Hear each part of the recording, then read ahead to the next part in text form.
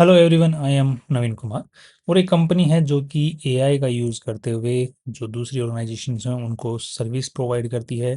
उनके जो सॉफ्टवेयर्स हैं, उनकी जो सर्विसेज हैं ऑनलाइन, और उनके जो डेटा है उसको प्रोटेक्ट करने के लिए, उनके जो थ्रेट्स हैं उनको डिटेक्ट करने के अंदर में, उनके ओवरऑल जो जो ऑनलाइन जो चीज़ें हैं उनको, जो वायरसेस हैं, जो अटैक्स हैं, जो स्कैमर्स हैं, उनसे प्रोटेक्ट करने में मदद करते हैं। और इनका खुद का सॉफ्टवेयर्स है जो कि इनका प्रोप्राइटरी सॉफ्टवेयर है। एंड उसके अंदर में ये जो पूरा ऑर्गेनाइजेशन का स्ट्रक्चर होता है, राइट? जैसे कि कोई कंपनी है, उसको अपना डेटा को प्रोटेक्ट करना है, तो उसको सबसे पहले अपने एम्प्लॉइज़ को यू नो ट्रेनिंग देनी पड़ेगी कि किस तरीके से आपको ध्यान देना है। तो ये जो ट्रेनिंग पार्ट है उसको देखते हैं। साथ में ही इनका खुद का वल्नरेबिलिटी असेसमेंट जो होता है कि कोई आपकी कहाँ पे कमी है, आपको कहाँ पे काम करना है, कौन से सॉफ्ट आपको स्ट्रॉन्ग होना है। तो वो वल्नरेबिलिटी असेसमेंट इनका जो सॉफ्टवेयर है वो प्रोवाइड कर देता है। साथ में फिर साइबर सिक्योरिटी भी प्रोवाइड करते हैं, और इन पूरे ही सभी चेन के अंदर में एआई का ये यूज़ करते हैं। और इस चीज़ का जो अभी जो मार्केट बन रहा है एआई के साथ में, जो साइबर सिक्योरिटी वाला है, ये काफ़ी हद तक ज़्यादा ही बन रहा है, और इसका मार्केट जो है इस चीज़ को काफ़ी प्रीमियम वैल्यू दे रहा है। तो इस चीज़ का इस कंपनी को भी फ़ायदा हो सकता है। The company's name is Kritikal tech. अब इसका जो आईपीओ है वो 30 जून से 2 जुलाई के बीच में आ रहा है। 135 का इन्होंने प्राइस सेट किया, 150 करोड़ की वैल्यू लगाई। 40 करोड़ रुपए टोटल ये कंपनी उठा रही है, जिसमें से सारे पैसे जो हैं वो कंपनी के पास में जा रहे हैं। प्रमोटर्स अपना स्टेक सेल यहाँ पर नहीं कर रहे हैं। दो यहाँ पर एक जो नेगेटिव पार्ट है कि प्रमोटर्स का आफ्टर द आईपीओ 53% मालिकाना हक रह जाने वाला है। That's a kind of very negative part, क्योंकि ऑलरेडी जो इस कंपनी की पूरी वैल्यू है वो 150 करोड़ है, और इस वैल्यू के ऊपर में अच्छा खासा जो है प्रमोटर्स अपना स्टेक लूज़ कर चुके हैं। That's kind of negative. Next, जो कंपनी जो प्रमोटर जो पैसे उठा रही है, जितने भी पैसे मार्केट से, उसका कंपनी करने क्या वाली है, तो यहाँ पर रीज़न इन्होंने बताया है, दैट इज़ ये अपने जो सब्सिडरीज़ हैं, एक या जो यूएई में है, दूसरी यूएसए के अंदर में है, उनमें पैसा खर्च करना चाहते हैं, अपना नाम वहाँ पर फैलाना चाहते हैं, बिकॉज़ बड़े क्लाइंट्स वहीं पर हैं, जो अच्छा खासा पेमेंट देते हैं, मतलब पैसा देते हैं। Nice approach. और थोड़ा-सा अगर हम लोग नंबर्स को देखते हैं कि बैलेंस शीट में कितना पैसा वगैरह इस कंपनी में लगा हुआ है।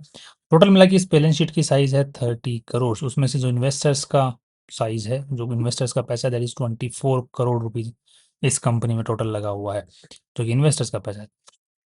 नेक्स्ट, उसमें से जो पर्टिकुलरली जो कितना पैसा कहाँ पे पड़ा हुआ है, तो उसकी अगर बात करें तो दैट इज़ और इंटेंजिबल एसेट 3 करोड़ रुपए के intangible assets under development. That means ये जो सॉफ्टवेयर्स और बना रहे हैं, अपने रोबस्ट कर रहे हैं, उसमें 9 करोड़ रुपए ऑलरेडी लग चुके हैं नए सॉफ्टवेयर्स बनाने के अंदर में, और इन्वेस्टमेंट भी इन्होंने कर रखे हैं। साथ में इनका पैसा अभी पेमेंट आना भी बाकी है, जो कि इन्होंने ट्रेड रिसीवेबल्स में डाल रखा है, जो कि पिछले साल के मुकाबले 5 करोड़ रुपए बढ़ गया है। तो balance sheet is quite normal, जिस तरीके से ये कंपनी है उसके हिसाब से। एंड नेक्स्ट, यहाँ पर 13 करोड़ 2024 में इनका रेवेन्यू था, 20 करोड़ 2025 में हुआ, 2026 के अंदर में 36 करोड़ हुआ। तो जिस तरीके से रेवेन्यू बढ़ रहा है, ग्रोथ अच्छी नज़र आ रही है। नेट प्रॉफिट्स की बात करते हैं तो यहाँ पर 3, 4, 6 नेट प्रॉफिट्स में भी ग्रोथ अच्छी है। दो यहाँ पर एक चीज़ आपको देखनी पड़ेगी, ये जो कंपनी बनी थी ये 2013 में बनी थी, और इसका जो रेवेन्यूज़ है मेनली अभी जाके आना चालू हुए हैं। अगर हम लोग 2 साल पहले देखते हैं तो 13 करोड़ रुपए, ये थोड़ा-सा क्वाइट इंटरेस्टिंग पार्ट है कि आईपीओ लेके आने से 2 साल पहले ही अचानक से रेवेन्यू आना स्टार्ट होता है, फिर और बहुत ही भयंकर ग्रोथ दिखाता है, और फिर अचानक से ट्रेड रिसीवेबल्स भी अच्छा खासा बढ़ता है। और तो ये सिर्फ़ आईपीओ से पैसे उठाने के लिए पूरा खेल है, या फिर ये जेनुइनली एक कंपनी आगे चल के एक बड़ी बनने वाली है, तो उस पे अभी भी क्वेश्चन मार्क है। दो अभी एआई का और जो साइबर सिक्योरिटी का एक बहुत बड़ा एआई, मतलब जो जिस तरीके से नए-नए एआई के मॉडल्स आ रहे हैं, उससे साइबर सिक्योरिटी पे बहुत बड़ा थ्रेट है, राइट? तो इस टाइप की कंपनियों को अभी मार्केट हो सकता है कि आने टाइम में बहुत ज़्यादा वैल्यू दे। तो इस चीज़ का फ़ायदा इस कंपनी को आईपीओ के अंदर में मिल सकता है। जिसको हम लोग देख भी रहे हैं कि जो हवा बन रही है अभी, ऑलरेडी इस कंपनी की 30% पॉजिटिव में बन रही है। दो हम लोग कंपैरिज़न करके करके देखने वाले हैं दूसरी कंपनियों के साथ में, जो कि ऑलरेडी लिस्टेड हैं, इस कंपनी के अंदर काम इस सेक्टर में काम कर रही हैं। नेक्स्ट, अगर हम लोग देखते हैं इस कंपनी के पास में जो कैश है वो आ रहा है या नहीं आ रहा, तो कैश फ्लो के ऊपर नज़र डाल लेते हैं यहाँ पे।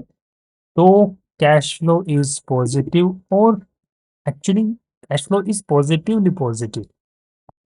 नेक्स्ट यहाँ पर ये एक सवाल आया हुआ है जो कि इस पर्टिकुलर टॉपिक से रिलेटेड है कि कैसे पता चलता है कि हवा बन रही है या बनाई जा रही है? यूजुअली अगर आपका एनालिसिस के अंदर में कंपनी अच्छी नज़र आ रही है, फ्यूचर में ग्रोथ आ सकती है, सब कुछ सही बैठ रहा है आपके एनालिसिस के अंदर में और साथ में जो हवा बन रही है, वो भी उस एनालिसिस के साथ में अलाइन्ड है, दैट मीन्स हवा बन रही है।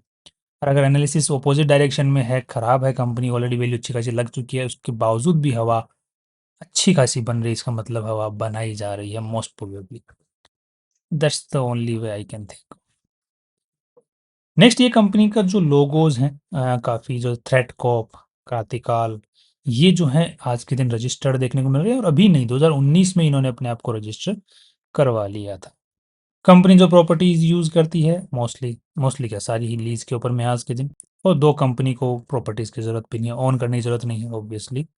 अब कंपनी को क्यों ऑन करने की ज़रूरत नहीं है? बिकॉज़ कंपनी कोई मैन्युफैक्चरिंग कंपनी नहीं है। मैन्युफैक्चरिंग होती है तो एक लॉन्ग टर्म व्यू लेके चलना पड़ता है, तो वहाँ पे अगर ओन्ड है अगर फैक्ट्री वगैरह, एरिया वगैरह, तो it's in the companies favour. But यहाँ पे वैसा कोई खेल नहीं है। नेक्स्ट यहाँ पर सेक्टर वाइज़ यहाँ पर इन्होंने बताया हुआ है कि कहाँ से हमारा मोस्टली रेवेन्यू आ रहा है। आज के दिन तो टेक्नोलॉजी एंड सॉफ्टवेयर सेक्टर से आ रहा है, that is good. BFSI sector से आ रहा है, that is again okay. Manufacturing and engineering से आ रहा है, ओके। मोस्टली कंपनी का आज के दिन रेवेन्यू इंडिया से ही आ रहा है, बट अगर हम लोग पास्ट को देखते हैं तो परसेंटेज रेवेन्यू वाइज जो परसेंटेज है वो इंडिया से कम होता जा रहा है। दैट मीन्स कि उनके बाहर के कस्टमर्स भी अच्छे खासे जुड़ रहे हैं, जिनकी इंफॉर्मेशन हम लोग यहाँ पर देख सकते हैं। यूएस से इनका पार्ट बन रहा है, यूएई के अंदर में इनका अच्छा खासा काम जो है बढ़ता ही जा रहा है। That these are positive signals. अब इनका मेनली रेवेन्यू कौन से पर्टिकुलर सर्विस से आता है, तो एक तो सेल ऑफ प्रोडक्ट है जो कि इनका threat cop security awareness training है, जो कि ये इंडिविजुअल जो एम्प्लॉइज लेवल हैं वहाँ पे उनको ट्रेनिंग देने का काम करते हैं, राइट। उनको जागरूक बनाते हैं, उनको एक फर्स्ट लाइन सिक्योरिटी जो है उसके लिए तैयार करते हैं। दूसरा इनका पेमेंट आता है जो vulnerability assessment and penetration testing से, कि आपके जो सॉफ्टवेयर्स हैं उनके अंदर में कहाँ पे गड़बड़ है तो उसको स्ट्रॉन्ग बनाना और उन वल्नरेबिलिटीज़ को हटाना। और ये कंटिन्यूअस जॉब है, ऐसा नहीं कि आज वल्नरेबिलिटी टेस्टिंग कर लिया, कल को ज़रूरत नहीं है, नहीं, ये कंटिन्यूअस जॉब है। तो ये लॉन्ग टर्म का एक मतलब साल, 2 साल, 5 साल का एक कॉन्ट्रैक्ट लेके चलते हैं, जो कि ऑर्गेनाइज़ेशन के साथ में रखते हैं। कंटिन्यूअस कैश फ्लो जो है यहाँ पर देखने को मिल सकता है और अभी मोस्टली कंपनियाँ डरी हुई हैं, तो इनके साथ में इनके कॉन्ट्रैक्ट्स भी अच्छे मिल सकते हैं इनको आने वाले टाइम के अंदर में। जो मैंने आपको बताया वो ये आप लोग जो पहला इनका सबसे ज़्यादा रेवेन्यू आ रहा है वो इस पर्टिकुलर चीज़ से आ रहा है, जिसको आप लोग यहाँ पर रीड कर सकते हैं। दूसरा इनका जो सबसे बड़ा रेवेन्यू सोर्स है उसको आप लोग यहाँ पर रीड कर सकते हैं। ये इनका खुद का प्रोप्राइटरी सॉफ्टवेयर है जिसको ये यूज़ करते हैं और अपने जो इनके कस्टमर्स होते हैं उनको प्रोवाइड करते हैं, जो कि डैशबोर्ड में इनको सब कुछ दिखता है। नेक्स्ट इस कंपनी के आगे और बढ़ने के और भी बहुत अच्छे रीज़न्स हैं कि अपने जो इंडिया के अंदर में कंप्लायंस रूल्स हैं, जैसे एनबीएफसी कंपनीज़ को फ़ॉलो करने पड़ते हैं और भी बहुत सारी कंपनियाँ जिनको अपने रूल्स फ़ॉलो करते हैं। उनका डेटा अगर ऑनलाइन है, क्लाउड के ऊपर में है, तो उनको एक सिक्योरिटी कंप्लायंस बना के रखनी पड़ती है, राइट। कि और उनको सर्टिफ़िकेशन चाहिए होता है, तो ये जो पर्टिकुलर कंपनियाँ होती हैं, ये सर्टिफ़ाई करती हैं कि हाँ, दिस इस ऑर्गनाइज़ेशन का जो डेटा है वो सिक्योर है और हम इस चीज़ को सर्टिफ़ाई करते हैं। यहाँ से भी इनका एक अच्छा खासा रेवेन्यू सोर्स फ्यूचर के अंदर में आ सकता है, बिकॉज़ जब कोई कंप्लायंस जुड़ जाता है किसी चीज़ के ऊपर में, तो वो उस ऑर्गनाइज़ेशन के लिए कंपल्सरी हो जाता है कि वो सर्विस लेना। तो उनको पेमेंट करना ही पड़ता है, उनको खर्चा करना ही पड़ता है उस चीज़ के ऊपर में, ताकि वो सर्टिफ़िकेट ले सकें। तो यहाँ पर आपको देखने को मिल रहा है कि ये ऑडिट कंप्लायंस जो है, ये काफ़ी सारी ऑर्गनाइज़ेशन के लिए मैंडेटरी है और ये इस कंपनी के लिए बहुत एक पॉजिटिव फैक्टर है कि इनके साथ इनको लॉन्ग टर्म का कॉन्ट्रैक्ट्स मिल सकते हैं because of the compliance things. So I am positive in because of this thing in this company as well. तो एक जो चीज़ है आपको देखनी चाहिए यहाँ पे, जो कंपनी के चेयरमैन हैं, मैनेजिंग डायरेक्टर हैं और सीईओ भी हैं, वो एमएनआईटी से पढ़े हुए हैं। बायोटेक्नोलॉजी के अंदर में उन्होंने जो है बीटेक कर रखा है, जो कि मुझे नहीं लगता कि इस पर्टिकुलर सेक्टर से रिलेटेड है। सो ये थोड़ा-सा आई थिंक नेगेटिव पॉइंट है। दो इस कंपनी के जो होल टाइम डायरेक्टर हैं, वो ज़रूर यहाँ पर कंप्यूटर साइंस एंड इंजीनियरिंग उसी एमएनआईटी से पढ़े हुए हैं। दो जो कंपनी के मैनेजिंग डायरेक्टर हैं, वो इस कंपनी के साथ शुरू से जुड़े, मतलब उन्होंने ही मेनली खोली हुई है, ऐसा समझ सकते हैं। और और तब से लेके अब तक जो यहाँ तक पहुँची है कंपनी, उन्हीं की बदौलत है। That is nice, but again पढ़ाई is different, this is different, but बंदा दिमाग वाला है। नेक्स्ट अब इस कंपनी को हम लोग कंपेयर करके देख लेते हैं P ratio wise, PB ratio wise, earnings किस तरीके से, मार्केट ने इस टाइप की कंपनियों को क्या वैल्यू दे रखी है उसके साथ में। तो नेक्स्ट यहाँ पर जो पी रेशियो है इस कंपनी का मतलब 6 करोड़ रुपए इस साल इस कंपनी ने अब तक कमा चुकी है। तो कंपनी ने जो वैल्यू लगाई है खुद की दैट इज 150 करोड़। सितंबर 36 18 तो लगभग 25 का पी रेशियो देखने को मिलता है, जो कि ट्रिपल ए टेक्नोलॉजीज इस सेक्टर के अंदर में काम करती है, सिमिलर सा सेक्टर है, उसका 61 का पी रेशियो है। ये जो है एसेडरे कैडेरे I don't know what is this being called, इसका भी 60 के आसपास का पी रेशियो है और जो आईपीओ लेके आ रही है उसका 25 के आसपास का है।